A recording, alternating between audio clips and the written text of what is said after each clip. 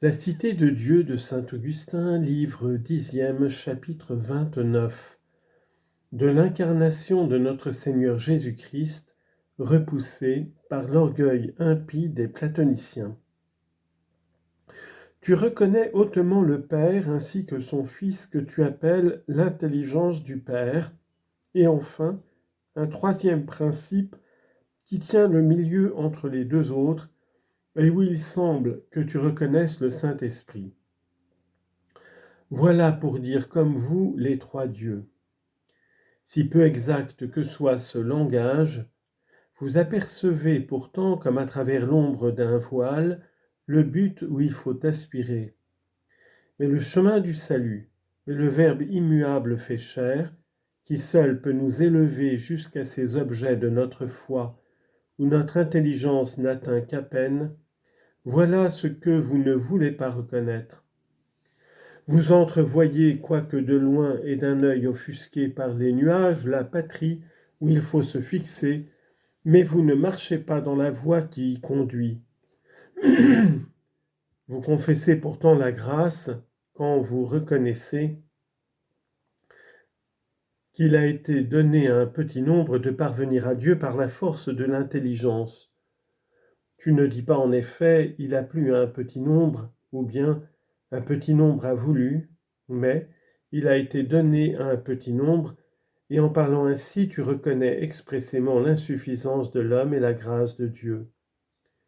Tu parles encore de la grâce en termes plus clairs dans ce passage où, commentant Platon, tu affirmes avec lui qu'il est impossible à l'homme de parvenir en cette vie à la perfection de la sagesse. On lit en note. Il semble résulter de ces paroles que Porphyre n'a pas été chrétien, quoi qu'on en ait dit depuis l'historien Socrate jusqu'à nos jours. Fin de note. Mais que la providence et la grâce peuvent, après cette vie, achever ce qui manque dans les hommes qui auront vécu selon la raison. Oh, si tu avais connu la grâce de Dieu par Jésus-Christ notre Seigneur, et ce mystère même de l'incarnation où le Verbe a pris l'âme et le corps de l'homme, tu aurais pu y voir le plus haut exemple de la grâce. Mais que dis-je, et pourquoi parler en vain à un homme qui n'est plus ? Mes discours, je le sais, sont perdus pour toi, mais ils ne le seront pas, j'espère, pour tes admirateurs, pour ces hommes qu'enflamme l'amour de la sagesse ou la curiosité et qui t'aiment. C'est à eux que je m'adresse en parlant à toi, et peut-être ne sera-ce pas en vain.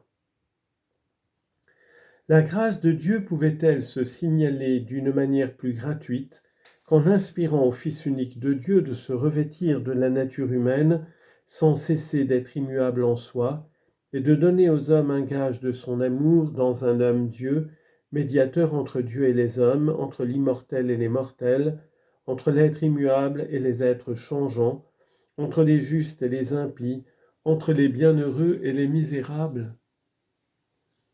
Et comme il a mis en nous le désir naturel du bonheur et de l'immortalité, demeurant lui-même heureux alors qu'il devient mortel pour nous donner ce que nous aimons, il nous a appris par ses souffrances à mépriser ce que nous craignons. Mais pour acquiescer à cette vérité, il vous fallait de l'humilité. Et c'est une vertu qu'il est difficile de persuader aux têtes orgueilleuses. Au fond, qu'y a-t-il de si incroyable pour vous, surtout préparé par toute votre doctrine à une telle foi, qu'y a-t-il de si incroyable dans notre dogme de l'incarnation ? Vous avez une idée tellement haute de l'âme intellectuelle, qui est humaine après tout, que vous la croyez consubstantielle à l'intelligence du Père, laquelle est de votre propre aveu le Fils de Dieu. Qu'y a-t-il donc à vos yeux de si incroyable à ce que ce Fils de Dieu se soit uni d'une façon ineffable et singulière à une âme intellectuelle pour en sauver une multitude ? Le corps est uni à l'âme, et cette union fait l'homme total et complet. Voilà ce que nous apprend le spectacle de notre propre nature. Et certes, si nous n'étions pas habitués à une pareille union, elle nous paraîtrait plus incroyable qu'aucune autre. Donc, L'union de l'homme avec Dieu, de l'être changeant avec l'être immuable, si mystérieuse qu'elle soit, s'opérant entre deux termes spirituels, ou comme vous dites incorporels, est plus aisée à croire que l'union d'un esprit incorporel avec un corps. Est-ce la merveille d'un fils né d'une vierge qui vous choque ? Mais qu'un homme miraculeux naisse d'une manière miraculeuse, il n'y a rien là de choquant, et c'est bien plutôt le sujet d'une pieuse émotion. Serait-ce la résurrection ? Serait-ce Jésus-Christ quittant son corps pour le reprendre transfiguré et l'emporter incorruptible et immortel dans les régions célestes ? Serait-ce là le point délicat ? Votre maître Porphyre, en effet, dans ses livres que j'ai souvent déjà cités, du retour de l'âme, prescrit fortement à l'âme humaine de fuir toute espèce de corps pour être heureuse en Dieu. Mais au lieu de suivre ici Porphyre, en effet, dans ses livres que j'ai déjà souvent cités, mais au lieu de suivre ici Porphyre, vous devriez bien plutôt le redresser, puisque son sentiment est contraire à tant d'opinions merveilleuses que vous admettez avec lui touchant l'âme du monde visible qui anime tout ce vaste univers.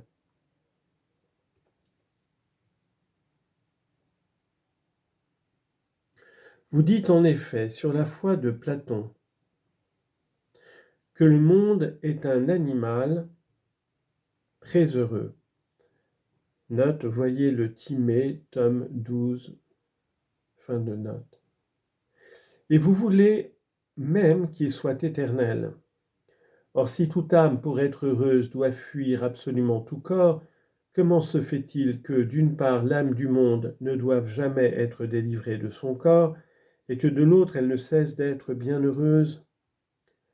Vous reconnaissez de même avec tout le monde que le soleil et les autres astres sont des corps, et vous ajoutez au nom d'une science, à ce que vous croyez plus profonde, que ces astres sont des animaux très heureux et éternels. D'où vient, je vous prie, que lorsqu'on vous prêche la foi chrétienne, vous oubliez ou faites semblant d'oublier ce que vous enseignez tous les jours ? D'où vient que vous refusez d'être chrétien sous prétexte de rester fidèle à vos opinions, quand c'est vous-même qui les démentez ? D'où vient cela, sinon de ce que le Christ est venu dans l'humilité et de ce que vous êtes superbe ? On demande de quelle nature seront les corps des saints après la résurrection. Et voilà certes une question délicate à débattre entre les chrétiens les plus versés dans les Écritures. Mais ce qui ne fait l'objet d'aucun doute, c'est que les corps des saints seront éternels et semblables au modèle que le Christ en a donné dans sa résurrection glorieuse. Or, quels qu'ils soient, du moment qu'ils seront incorruptibles et immortels, et n'empêcheront point l'âme d'être unie à Dieu par la contemplation, comment pouvez-vous soutenir, vous qui donnez des corps éternels à des êtres éternellement heureux, que l'âme ne peut être heureuse qu'à condition d'être séparée du corps ? Pourquoi vous tourmentez ainsi à chercher un motif raisonnable, ou plutôt un prétexte spécieux, de fuir la religion chrétienne, si ce n'est, je le répète, que le Christ est humble et que vous êtes orgueilleux ? Avez-vous honte par hasard de vous rétracter ? C'est encore un vice des orgueilleux. Ils rougissent, ces savants hommes, ces disciples de Platon, de devenir disciples de ce Jésus-Christ qui a mis dans la bouche d'un simple pécheur, pénétré de son esprit, cette parole: au commencement était le Verbe, et le Verbe était en Dieu, il était au commencement en Dieu, toutes choses ont été faites par lui, et rien de ce qui a été fait n'a été fait sans lui. Ce qui a été fait était vie en lui, et la vie était la lumière des hommes, et la lumière luit dans les ténèbres, et les ténèbres ne l'ont point comprise. Jean chapitre 1, versets 1 à 5. Voilà ce début de l'évangile de Saint Jean, qu'un philosophe platonicien aurait voulu voir écrit en lettres d'or dans toutes les églises au lieu le plus apparent, comme aimait à nous le raconter le saint vieillard Simplicien. On lit en note: Simplicien a été le successeur de saint Ambroise. Fin de note. qui a été évêque depuis 2000 ans. Mais les superbes ont dédaigné de prendre ce Dieu pour maître, parce qu'il s'est fait chair et a habité parmi nous. De sorte que c'est peu d'être malade pour ces misérables, il faut encore qu'ils se glorifient de leur maladie et qu'ils rougissent du médecin qui seul pourrait les guérir. Ils travaillent pour s'élever et n'aboutissent qu'à se préparer une chute plus terrible.